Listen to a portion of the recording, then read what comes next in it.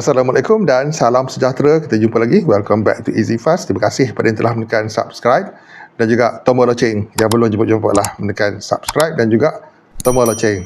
Baik, pada video kali ini berkenaan dengan permohonan dibuka masih lagi dibuka dan akan terus dibuka sehingga hujung tahun untuk mendapatkan bantuan yang sekarang ni berjumlah RM400. Okey, jadi ikuti video ni. Saya menjelaskan bagaimana anda nak mohon dan bantuan apakah yang dimaksudkan.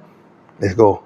Baik, untuk makluman semua walaupun kita bagi pengguna-pengguna kenderaan diesel anda telah dibolehkan membeli bahan bakar diesel ni dengan harga RM2.10 seliter. Okey.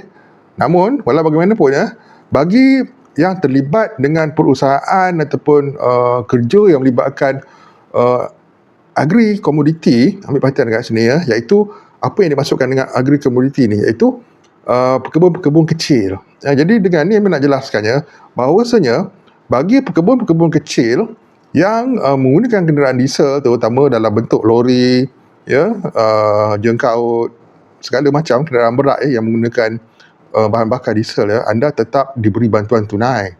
Okey, walaupun orang kata penyelarasan diesel itu berlaku, tapi untuk agri komoditi madani tetap diberi dengan bantuan tunai juga. Jadi ambil maklum perkara ni sekiranya anda terlibat dalam perkara-perkara tersebut.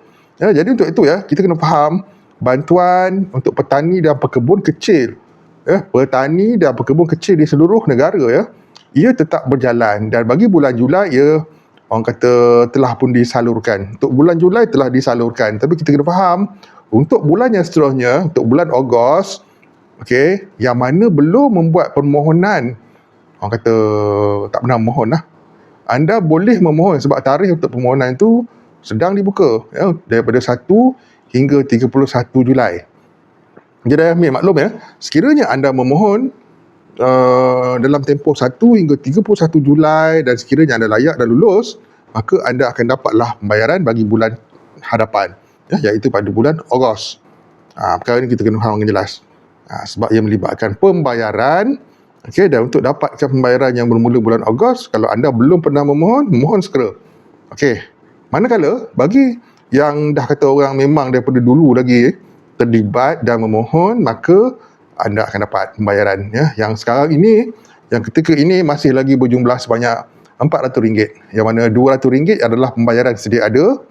RM200 sedia ada pokoknya, dan ditambah dengan RM200 lagi kadar interim. Okey, kadar interim ni masih lagi ada. Jadi keseluruhan yang bakal diterima adalah RM400. Okey, jadi yang layak semestinya lah petani dan pekebun kecil. Yang itu kita kena faham. Dan antara syarat lain, haruslah kata orang memiliki kenderaan diesel, dan maksudnya menggunakan sekali lah, memiliki dan menggunakan kenderaan diesel dalam urusan orang kata kerja anda sebagai petani dan pekebun kecil. Okey, jadi untuk itu bagaimana nak memohon, anda boleh memohon secara dalam talian saja. Okey, dengan syarat utamanya mestilah memiliki kenderaan berenjin diesel, menggunakan diesel dan sebagainya. Okey, anda boleh memohon di budidiesel.gov.my. Di sanalah tempat untuk anda memohon bantuan ini. Ambil maklum perkara ni. Jadi bagi penerima sedia ada pula, Amy nak bagi tahu penerima sedia ada, anda tak perlu buat apa-apa. Okey, sebab anda akan dapat. Yang mana dapat baru-baru ni bulan Julai punya pembayaran, anda tak perlu risaulah, anda tetap akan dapat pada bulan-bulan yang seterusnya. Okey. Cuma kadar sekarang ni masih lagi 200 sedia ada campur 200 interim. Okey. Dan interim ni bersifat sementara. Dan mungkin kadar tu akan berubah daripada semasa ke semasa. Iaitu kita tengoklah nanti. Kalau kadar interim tu dikurangkan ataupun dihilangkan, maka bayaran kadar sedia ada sajalah RM200 untuk kategori ini. Petani dan juga pekebun kecil, agri komoditi, madani. Baik, semoga jelas dengan apa yang saya sampaikan dan manfaat kepada semua yang terlibat. Mohon segera bagi yang belum, dan yang penerima sedia ada, nantikan pembayaran anda pada bulan yang seterusnya sampai sampai hujung tahun lah, sebelum ia diperbaharui dan disemak semula. Baik, semoga jelas. Assalamualaikum, salam sejahtera, salam hormat semua. Semoga manfaat. Bye-bye.